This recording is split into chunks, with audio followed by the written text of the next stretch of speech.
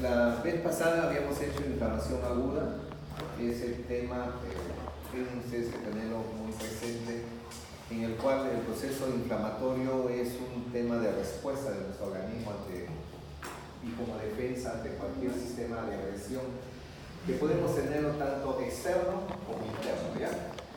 Externo, toda la agresión que se les enseñó a ustedes; interno, lo que son la inmunología, la defensa inmunológica. El tema también está en que la inflamación siempre ha sido vista desde tiempos inmemoriales, desde que el ser humano tiene razón y todo. Y clínicamente siempre habían visto calor, dolor, rubor, tumor, y después imitación física o funcional que tiene. Con el tiempo y con la invención del microscopio ya comenzaron a analizar a qué se debían todos estos factores de calor, dolor, rubor, tumor. Entonces ya se han ido explicando un poco que el tumor, que es el bulto, se debía al líquido. El dolor, que es el que hay, se debe a las terminaciones nerviosas y de repente a algunas citoquinas que hay que estimulaban esa área, y como la compresión también del líquido apretaba el filete nervioso libre, produciendo dolor. Lo que era el rubor y el calor era dado por la congestión y la éstasis vascular y la dilatación que había ahí. Entonces, un poco esas cosas que les estoy diciendo son las cosas que deben de quedarse para ustedes como conocimiento y para que ustedes más o menos entiendan el porqué.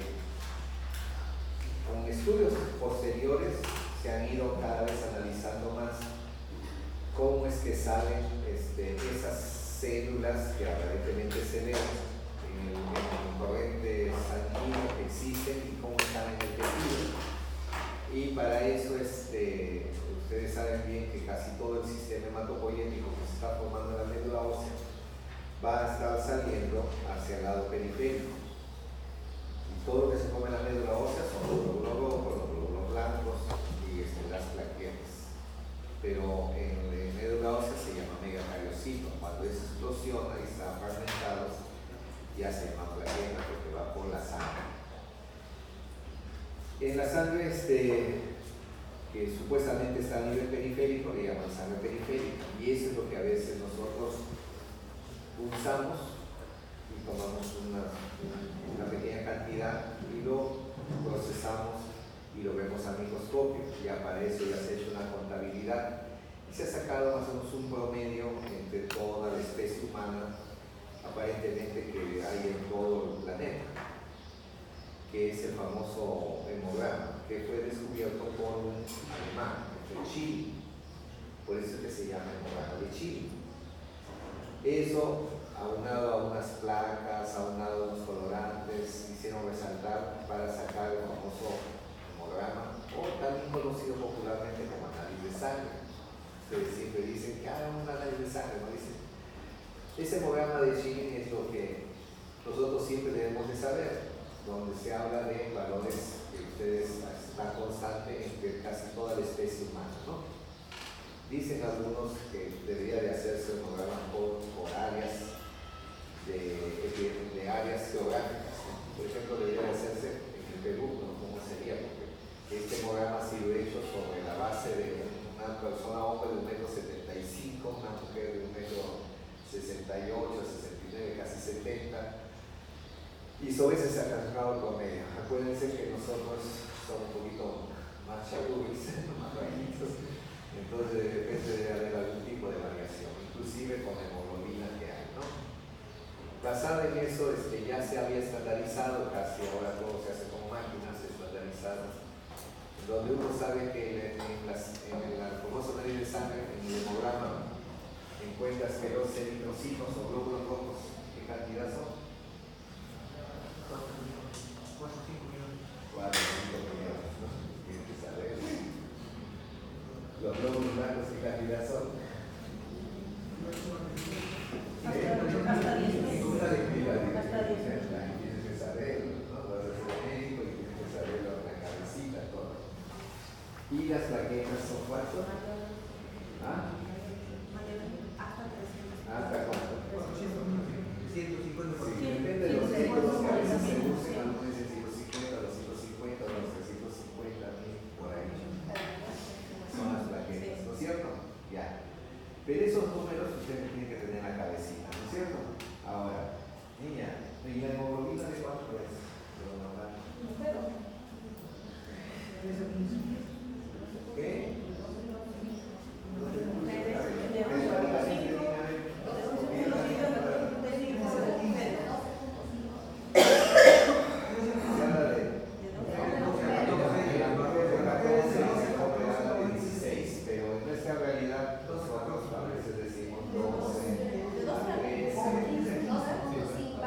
Variando también, porque depende de qué, si está en altura o si vive en la costa. Sí, pues esas son las variantes, ¿no? Pero de forma general le digo para que sepan. ¿Por qué les hago esas preguntas a ustedes? Porque ustedes no trabajan, ¿no? ¿Trabajan en la academia? No. ¿Cuánto tiempo trabajan? Complicado a trabajar, y nosotros por qué sabemos que trabajan en eso. Lo que claro, las preguntas es del día a día, ¿ya?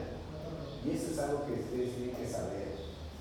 Estas preguntas que yo les digo son del día a día, que eso tenemos que saber, así como sabemos nuestros nombres, el hemograma tenemos que saberlo mentalmente todos, ¿ya? Bien y normal. Entonces, de ahí uno, más o menos sabiendo esas cantidades, uno más o menos habla de los glóbulos blancos, ¿no es cierto? Entonces habla en porcentajes, ¿no es cierto? Entonces uno dice que los neutrófilos son de cuánto porcentaje. Los neutrófilos. 65. Deja que ella me responda, pues ya la iba a ser médico. No sabe. ¿Cuántos son los neutrófilos, niños? A mí no me interesa que lo veas ahí, yo acá en la cabeza. En la cabeza tienes que tener. Ya sigue, neutrófilos.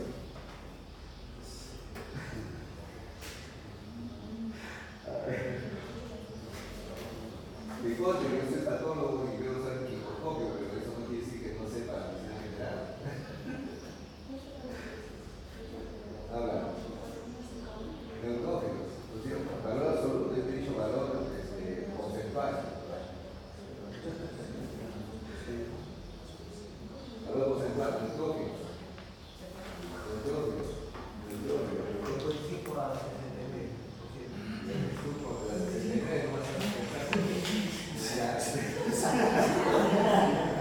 Ya, más o menos por ahí va. 60, 70% más o menos. Ya.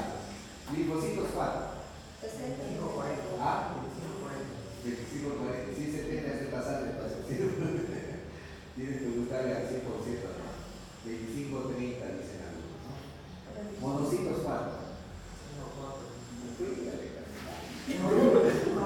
Monocitos, no me adivinen,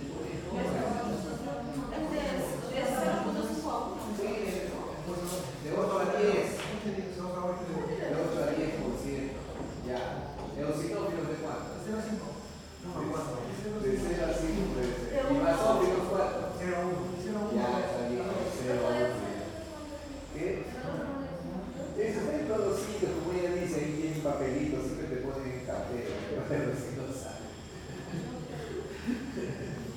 Pero tienen que saberlo, ¿por qué? Porque, que miren, les voy a presentar algo, solamente les voy a decir esto, tu nombre, ya te digo, está ahí está la mamá y todo, y viene pues la tía, y no, me sacó nadie de sangre, y la mamá volvió así, y estudia medicina, dime qué sale, qué ves ahí, estoy bien o estoy mal, y tú, ¿qué vas a decir?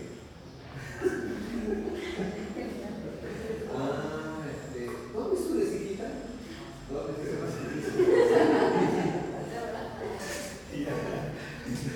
Cuando no respondas nada, entonces la mamá va a decir, por gusto,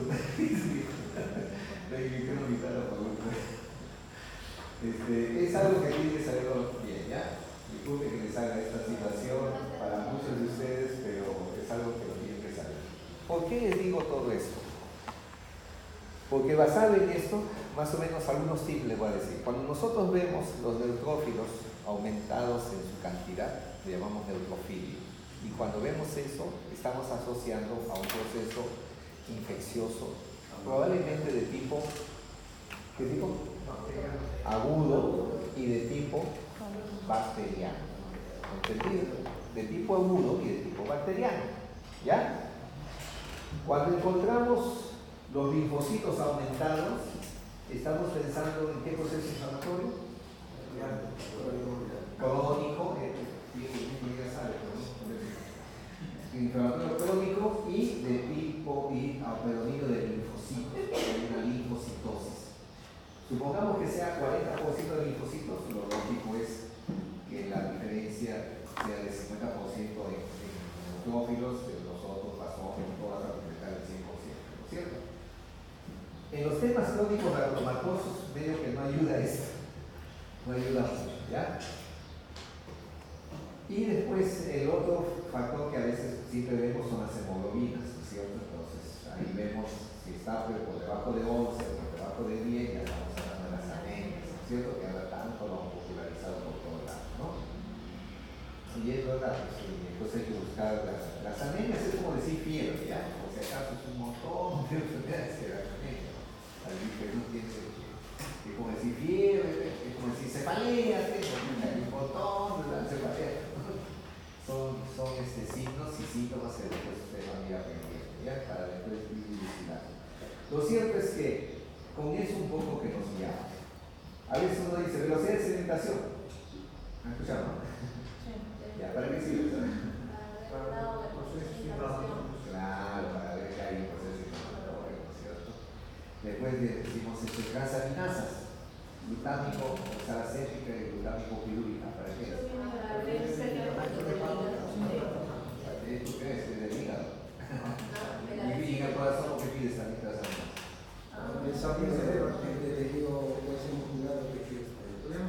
¿Qué te indica esas transaminasas? Destrucción de tejido. Por lo general está destruyendo el tejido. Y eso siempre destruimos tejido. Acuérdense de las apoptosis. Si estamos destruyendo, ¿no es cierto? No quiere decir que no lo destruyamos. Por eso es que esos valores se han puesto estándar entre 20 y 40. Cuando vemos más es porque, caracho, en algún sitio se está destruyendo más. Calcula usted si te está destruyendo. Si tiene ojo amarillo, ya saben que está mal del hígado, pues entonces ya está presumiendo que es una hepatitis, ¿no es cierto? De tipo viral o más frecuente.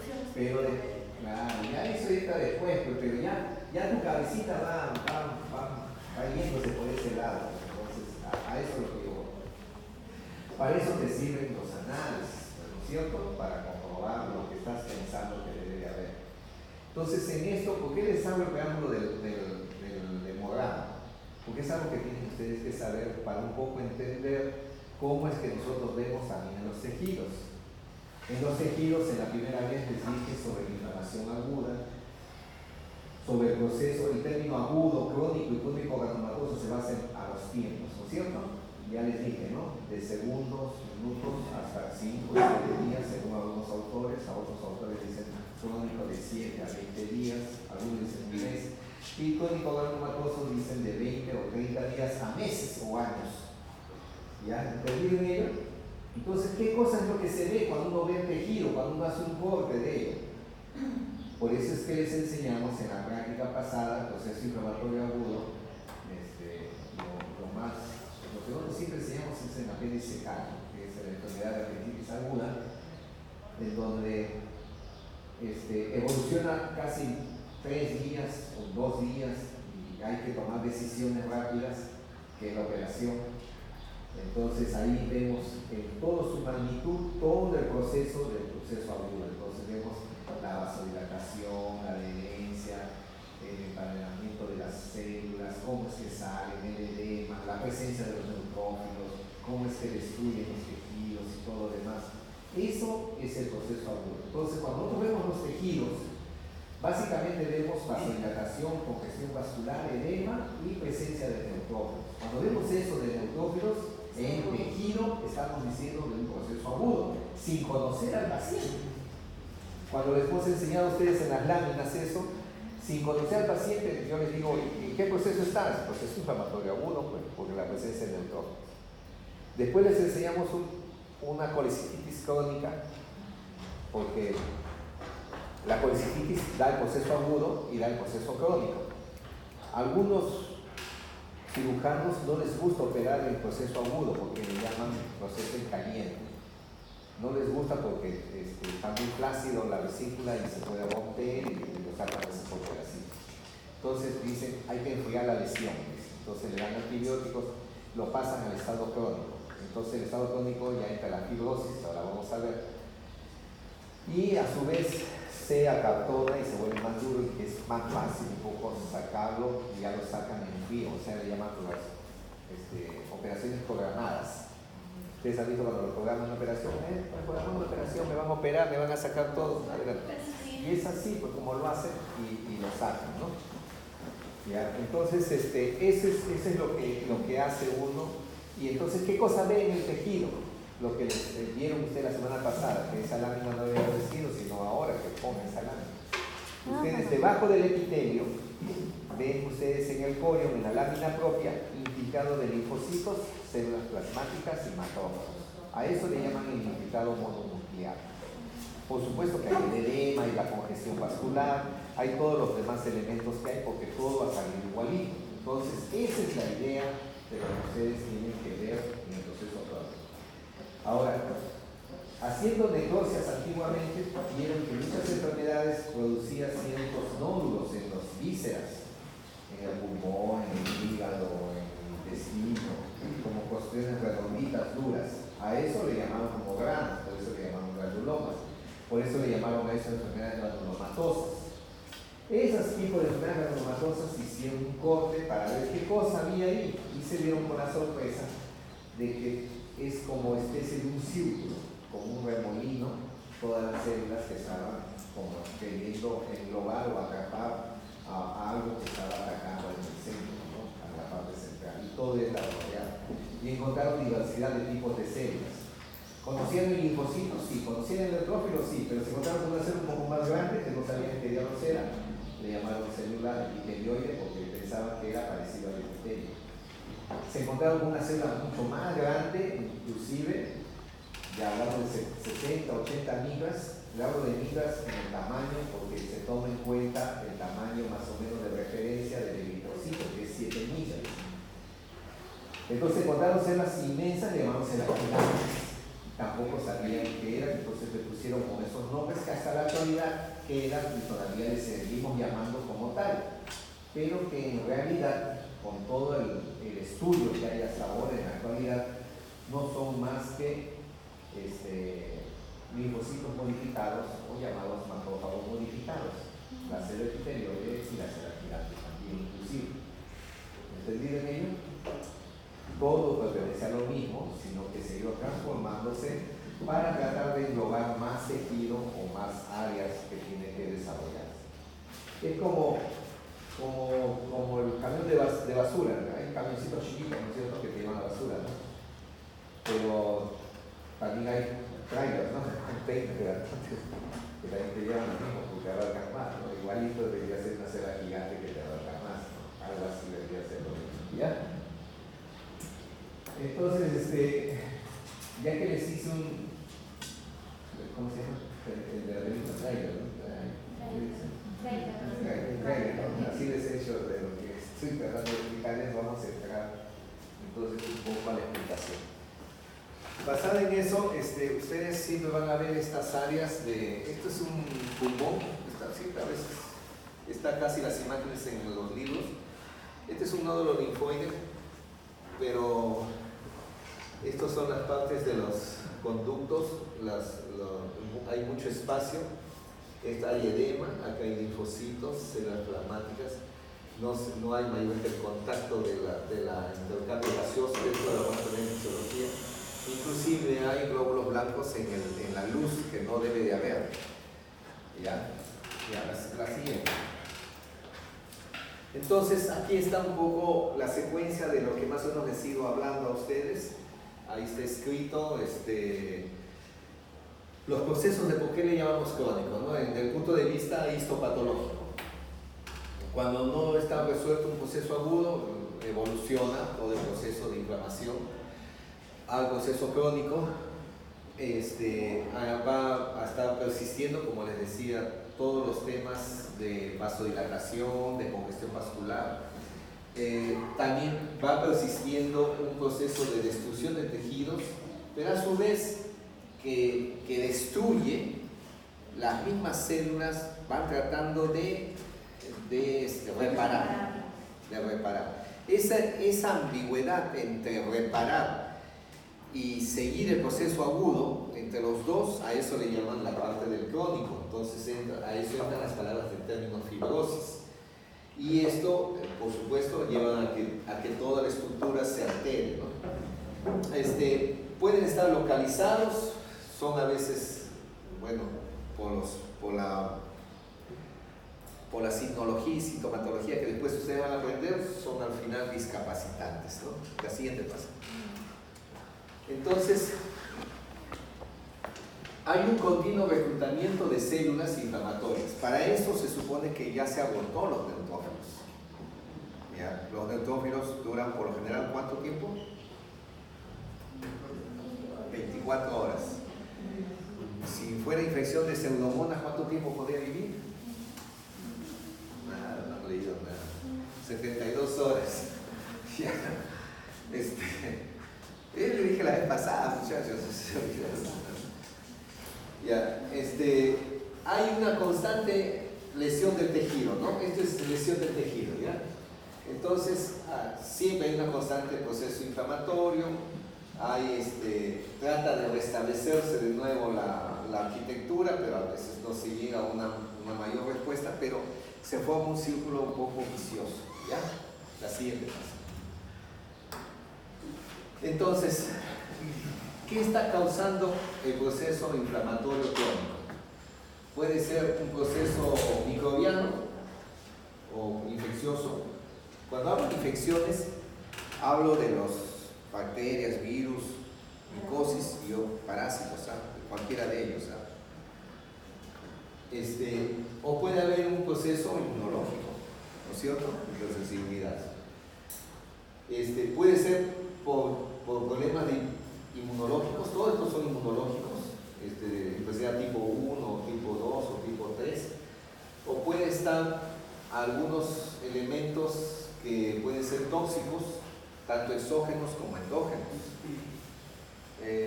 Exógenos, por ejemplo, los mineros, ¿no? Silicosis, el carbón. Endógenos, lo que está por dentro, ¿no? Otros también, inclusive, todo esto se sigue estudiando, por si acaso no sabemos todo de inflamación, ¿no? Hasta el momento lo que está en el libro, ¿no? La siguiente fase. Ya, entonces, ¿qué cosa puede estar ocurriendo?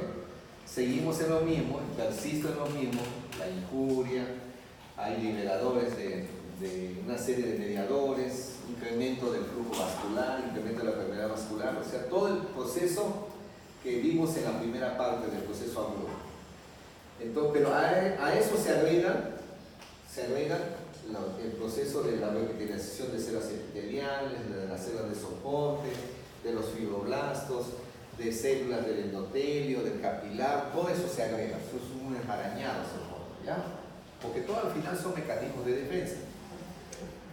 Ya, la siguiente. Ya, ¿por qué pudiera prolongarse este proceso de respuesta inflamatoria?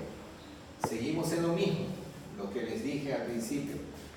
Podría prolongarse por un problema infeccioso, podría prolongarse por un sistema de destrucción, autodestrucción masiva que pudiera estar habiendo en que genere un proceso de inflamación. Esto, por ejemplo, más o menos, para que me entiendan, eso se ve, por ejemplo, en la apendicitis aguda. ¿Qué pasa con la apendicitis aguda? ¿Por qué es tan violento? ¿Por qué es tan rápido? Si supuestamente se ha destruido la mucosa del apéndice, se ha destruido la mucosa del apéndice por un defecto mecánico, por lo general es así, un decalito, o sea, una cazadura que lo presiona y muere la célula. Esas células que están muertas se forman necrosis, comienzan a salir los glóbulos blancos para destruirlo, Pero viene un glóbulo blanco, lo destruye, lo digiere, bien, muy bien. Viene otro glóbulo blanco, lo destruye, lo digiere, bien. Después ya. Viene otro globo blanco, bien, así, pero en su afán de estar viendo, no les alcanza el tiempo y después muere. Pero oye, que este globo blanco ya murió. Y ahora que también es otra necrosis. Entonces, se forma ese ciclo vicioso de un globo blanco muerto, más otro globo blanco que viene para digerirlo y ya no puede, y avanza más el sistema de área muerta. Pero no puede con el tiempo y avanza más el área muerta, más tejido muerto, y los glóbulos blancos no se dan abasto para morir, y en su afán de jalar y morir, mueren también muchos neutrófilos, y eso se convierte en eso que se llama apoptosis, y se forma un círculo vicioso. De tal suerte que el sistema inflamatorio que les dije que era de defensa, ya no se vuelve de defensa, que era protector, ya no se vuelve protector, que era de reparativo, ya no se vuelve reparativo, que era de que nos ayuda, ya no nos ayuda en nada. Entonces, Malín, ¿qué nos está haciendo? Nos está agrediendo. Esa forma de agresión ya se volvió tan lesivo que hay que detenerlo. Como el medio médico no puede detenerlo, entonces tenemos el otro tratamiento que es el quirúrgico, ¿no es cierto? Entramos al quirúrgico y ya cada vez me está fastidiando, los corto, los saco y los elimino. Ya lo elimino, pero el proceso todavía sigue, ¿no? Si lo haya eliminado, por lo menos algo. Pero lo elimino ¿para qué? Para que no me haga un efecto mayor, porque ya se formó agresivo. O sea, la inflamación beneficiosa ya no fue beneficiosa. Ese criterio de decidir cuándo no es, ahí es donde ustedes van a tener que entender como médicos, por ahí viene el arte de la medicina. ¿Ya? Ese es el criterio. Entonces, un poco se trata de explicar esto acá. El resto que hay, puede haber a veces fallas, pues es lógico, puede haber fallas de genes, puede haber traumas, puede también haber asuntos agregados, procesos proliferativos neoplásicos, factores inmunes. Es todo un contexto que ustedes tienen que tener en mente cuando vean un proceso de ello. Claro, lo más común, ustedes van a estar bien heriditas por fuera, todo, pero cuando se enfrenten a procesos inflamatorios sistémicos o de profundidad, ahí es donde ustedes tienen que hacer gala de todo su conocimiento de descarte. Ya eso ustedes van a formarse para que hagan diagnósticos diferenciales, ¿ya? Por ahora yo solamente les estoy diciendo algunas partes, ¿ya? La siguiente pasa. Entonces, ¿qué vamos a estar viendo? En los procesos crónicos, básicamente, ¿qué les he dicho a ustedes? Miren, células plasmáticas, linfocitos, macrófagos. ¿Se acuerdan que les dije de antes? ¿No les dije? Eso es lo que tienen que tener en mente siempre, pues, el proceso crónico del tejido, o los mononucleares que le llamamos, ¿ya? ¿Qué hay? ¿Hay destrucción de tejido? Sí, pues hay destrucción de tejido. ¿Hay intentos de reparación? Por supuesto, que reemplazan todo. Eso es lógico que tiene que haber intentos de reparación. Y entonces muchos de estos células tratan de formar neovasos, que eso le llamamos la angiogénesis. Y otros tratan de formar, estimulan el crecimiento del fibroblasto, a eso le llamamos fibrosis. Entonces, en esa conjunción que hay, más que destruyen, van también tratando de reparar, ¿ya? Son estimuladores de los otros, ¿ya? La siguiente pasa. Volvemos a recalcar de nuevo. Células de la inflamación aguda, después pasamos a la crónica con los monocitos, macrófagos, los linfocitos, células plasmáticas, se agregan células dendríticas y fibroblastos. Vuelvo a repetirles. Ya les he dicho, medicina sobre repetición. Ya, la siguiente. Aquí está el sistema mononuclear, lo que les estamos diciendo, cómo va viendo desde que es la médula ósea, la célula madre, la de los monoblastos que le llamamos, la célula de la sangre, el monocito. El monocito cuando pasa al tejido se llama macrófago, y estos se van a diferentes sitios. Muchos lo han encontrado en el hígado. Kupfer lo encontré en el hígado. Kupfer, la célula de Kupfer. Oh, la célula de Kupfer lo máximo que todo. Cuando estaba de estudiante como ustedes, tenía que aprenderme yo la célula de Kupfer. Pues. pero doctor, disculpe, ¿y qué es la célula de Kuber? La célula de Kuber está en el hígado, ¿por qué no sabe usted? Bruto, no sabe. Y yo decía, ¿pero qué es? No sabíamos. Bueno, ahora ya sabemos. Es lo mismo, es macrófago, puestos en diversos sitios, miren, en el hueso, osteoclasto, en el pulmón, alveolar, en el hígado, Kuber, en el cerebro, microbia. Así, pero así nos han puesto en los libros, pues y así hemos tenido que aprenderlo. Pero todo es lo mismo, ¿ya? Es la misma chola con diferentes nombres, si quieren entenderlo así. ¿Ya? La siguiente cosa. Entonces vamos viendo cómo se ve un linfocito. Y eso ya ustedes lo han visto por histología, ¿no es cierto? ¿Cuánto mide un linfocito en micras?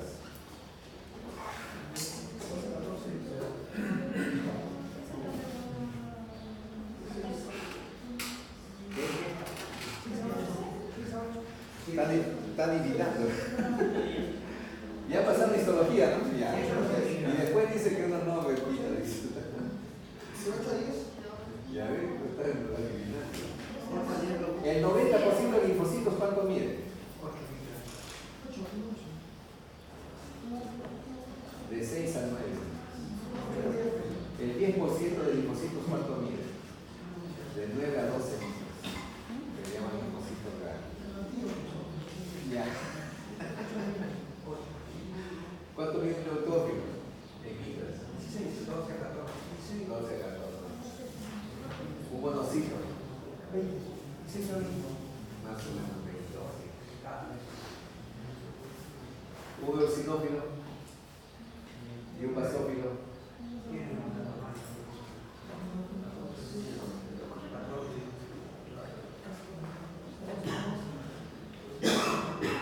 ¿Cuáles son las células agranulocíticas?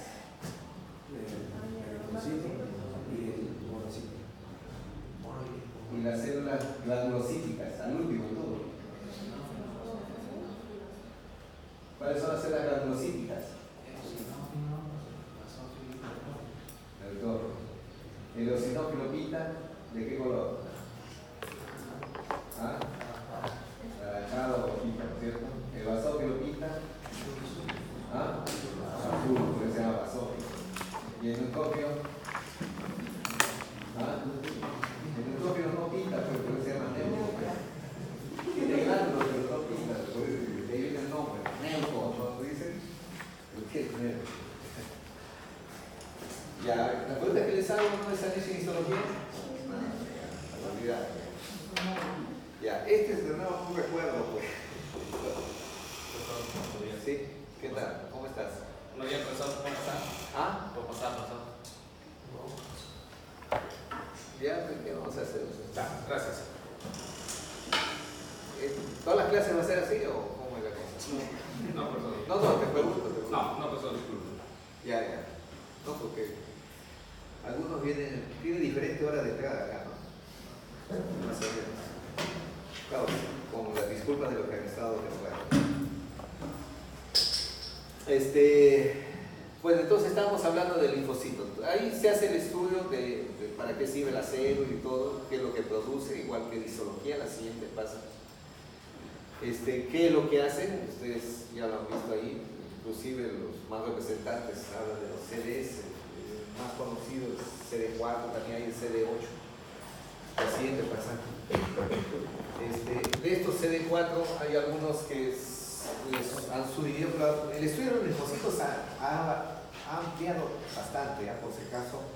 Tanto se ha ampliado que ha entrado en un nuevo tema que es el sistema inmunológico, que ya se enseña como curso ahora. Antes no se enseñaba, a mí no me han enseñado, por si acaso, el curso de inmunología no había en esa época, nos decían bosquejos nomás de esto. Ahora cada vez uno ha aprendido más, ya hay un curso de ello. Entonces han ido aprendiendo de los linfocitos, los CD, los ayudatorios, el tipo TH1, TH2, el TH17, todos estos tipos, variantes que hay. Este es su libro, por si acaso, lo que yo saco a veces es resumen de la siguiente página. Hay otros variantes de otros tipos de células, en este caso el otro tipo de linfocito que es el B. La siguiente, eso lo van a leer. La célula plasmática es la célula B en el tejido. Célula del linfocito B puede estar en la sangre periférica, pero cuando pasa al tejido se denomina célula plasmática. ¿Ya? Entonces eso está asociado mayormente a las inmunoglobulinas, ¿no? ¿Qué tipo de inmunoglobulinas hay? La A, la G, la M, la mala. Bueno, y también nos vemos también mucho los fibroblastos, ¿no? Los fibroblastos van a producir matriz extracelular activado, producen citoquinas, muchos de ellos. ¿Por qué les digo esto? Porque ustedes van a ver, ¿esto dónde lo vemos? Ah, ya, lo vemos en aquellas personas que hacen procesos respiratorios. Hay algunos casos de neumonías que no llega el antibiótico. ¿Por qué no llega? Porque han hecho barreras de fibrosis en ese sector. Entonces, ¿cómo hacer para destruir el agente agresor? Porque ya se sabe que es una bacteria, por decirte, ¿no? Como le han hecho barreras, las barreras son de los fibroblastos. Entonces, ¿cómo lo destruimos al fibroblasto? Con el corticoide, le aplicamos corticoide.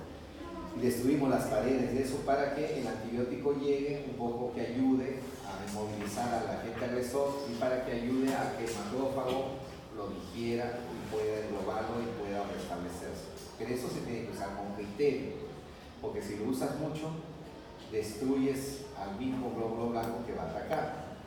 Por eso es que algunos lo usan en pocas dosis, y ese es el arte del tratamiento, ¿ya? En algunos casos que no da resultado. Eso ya lo van a aprender ustedes después, pero basado en eso se da, ¿ya? Porque a su vez hace barreras con la fibrosis que hay, y se vuelve un círculo vicioso y no hay cuándo sanar. Pero si le dan todo lo que me han enseñado y no sana, entonces ¿por qué? Porque no se ponen a pensar que hay en el proceso inflamatorio hay fibrosis. En algunos casos se hace todo el sistema pulmonar mucho más. Ya los que se dedican a esta especialidad van a darse cuenta de ello, ¿ya? Pero ya les van a ir enseñando qué es con el fibroblasto. La siguiente fase. Entonces se habla del macrófago, que son ya en el tejido. También hacen todos sus elementos de citoquinas. Hay mediadores inmunológicos, mediadores que pueden estar tipo inflamatorios, entran en lo que es el sistema fagocito mononuclear. También se le llama isquiocitos también, ¿ya? Por si acaso. A veces uno pone el nombre de isquiocito o macrófago indistintivo. Hay el ejemplo de la célula de Kupffer, ¿no? La siguiente página. Acá es lo mismo que se vio en una diapositiva anterior, de lo que está, cómo va evolucionando, cómo pasa a lo que es al sistema de la sangre y cómo es que se distribuyen los tejidos con los diversos nombres de lo que ya les estaba mencionando, ¿no? Macrófago peritoneal, si bien les agregamos, lipófago, el osteoclasto, la célula gigante también inclusive está considerada dentro de la variante de los macrófagos, ¿ya? Pero bueno, la diapositiva está en inglés, disculpen en eso. Ahí está bonito ahí con fotos de los macrófagos. Este es un macrófago, estas son las bacterias, cómo va haciendo sus prolongaciones, cómo lo va jalando, cómo lo va envolviendo y cómo lo va digeriendo, y después para establecer todos los tipos de lisosimas y los eros que supuestamente van a destruir el agente agresor, ¿no? Este es en microscopía de barrido, se ve bonito, ¿no? Parece honguitos así. El de transmisión lo pasa así con todo, no se podría ver eso que estamos viendo acá, ¿no? Cuando se activan los macrófagos siempre se han estudiado dos vías, las vías clásicas y las vías alternativas, ¿no? Entonces estas vías clásicas están inducidas por productos microbianos, hay factores muchos de estas células tienen sensores son citoquinas. Esto, por ejemplo, las células T derivan ciertas citoquinas como el IFN, gamma, respuestas inmunes a sustancias extrañas. Esos alternan para la destrucción. Y la vía alternativa también está inducida también por citoquinas. Se agregan interleuquinas 4, interleuquinas 13, también hacen lo mismo. Pero entre esas dos, según el agente agresor que fuese, entre las dos juegan, entre las dos van. La siguiente. Es lo mismo el esquema de lo que les mencioné, está en inglés, de las alternancias que hay, de la anterior diapositiva, la siguiente página. Aquí trata de hacer ver para qué sirve, pues el macrófago, como todo glóbulo blanco, ingiere, elimina gérmenes de los tejidos lesionados, pero también hace un proceso de reparación, ¿no? Siguen haciendo los mediadores de inflamación y también muestran antígenos antilinfocitos T y las señales. Casi todos se basan en los receptores de membrana. Últimamente estamos estudiando los receptores de membrana. La siguiente.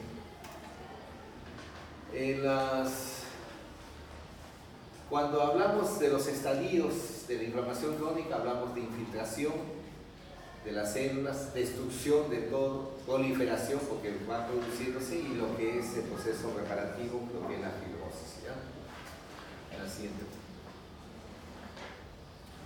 Cuando hablamos de infiltración, hablamos de todos los elementos que intervienen en lo que es de células. No solamente las células de linfocitos, monocitos, sino también los fibroblastos, mastocitos y las células del endotelio también. Y cuando hablamos de los mediadores químicos, hablamos de todos los componentes del complemento, leucotrienos, prostaglandinas, citocinas, factores de coagulación, inmunoglobulinas y las moléculas de los macrófagos. Todo interviene, ¿ya? Todo. O sea, se hace un mix. La siguiente. Aquí está un poco el proceso de la activación de un proceso crónico y cómo está incrementado todo este proceso en la proliferación de los macrófagos. ¿Sí? La siguiente fase. Bueno, ¿qué está produciendo en el proceso de infiltración los mediadores químicos, las quimiotaxis, las citoquinas de inmunoglobulina gamma, factores de migración? Todos estos van a entender en los procesos de lo que sale del vaso, de la vasodilatación y cómo se va a reclutar para la colección de mayor cantidad de células macrófagas. Aquí cómo está saliendo mayor del vaso, igualito que del neutrófilo, van saliendo, se activan los macrófagos, unos van a destruir, reparar o destruir la lesión y otros van a ser factores de fibrosis. A la vez que está así destruyendo, también da estimuladores del crecimiento de los fibroblastos, o sea, estimula el crecimiento de los fibroblastos a su vez. Y a la siguiente.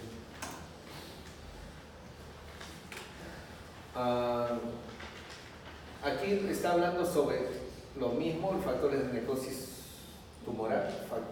TNF es factor de necrosis tumoral, el otro es la interleuquina 1, que es del glóbulo blanco, responsable de todos estos síntomas, si se quiere decir, que vemos en el paciente, ¿no? ¿Qué vemos a veces en el paciente? Que por lo general está inapetente, que está adelgazado, que está con fiebre, que está en tendencia al sueño, y si le hacemos un hemograma, está con una leucocitosis, ¿no? Es más o menos los parámetros que a veces tenemos nosotros, ¿no? Cuando vemos al paciente. ¿Qué vemos en general? La destrucción. La destrucción está dada por las necrosis o muertes celulares. Después, cómo lo fagocitan por los neutrófilos, macrófagos que puede haber, ¿no? Y todo esto puede haber acúmulos de células muertas, todo, que puede haber acúmulos de lo que llamamos pus, ¿no? La siguiente página. Esto da consiguientemente los procesos de proliferación, lo que les estaba yo diciendo al principio, que da con la proliferación de macrófagos, de fibroblastos.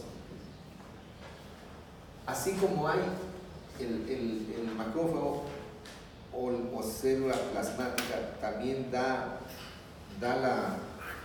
de fagocitar, también produce otra sustancia que da la neoformación, neovasos. Esos neovasos se denominan las angiogénesis.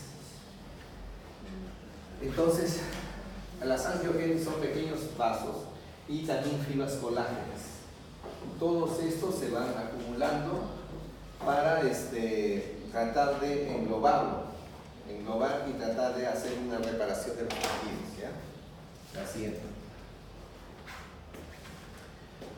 Entonces, mayormente cuando siempre estudiamos cómo destruye un agente agresor, dice que el macrófago lo destruye, elimina todo el agente agresor de la lesión del tejido y a su vez hace la reparación con la fibrosis, pero a su vez que estimula los fibroblastos también estimula la formación de neovasos que se llaman angiogénesis, ¿ya? La siguiente más. Y una vez que ya se eliminó el agente agresor, entonces entran la fibrosis con los fibroblastos y las fibras colágenas, que es lo que se ha estudiado, lo que llamamos nosotros la reparación, ¿ya? Eso lo vamos a ver después un poco más ampliado, esa última parte que les acabo de explicar. Aquí es un proceso inflamatorio, que parece un riñón como en estado de la... Esto debe estar en la parte medular, parte de los conductos, acá se ven. Pero lo cierto es que acá hay conductos y acá hay fibrosis, ¿no? Fibrosis con células macrófagos nucleares y fibras colágenas. La siguiente.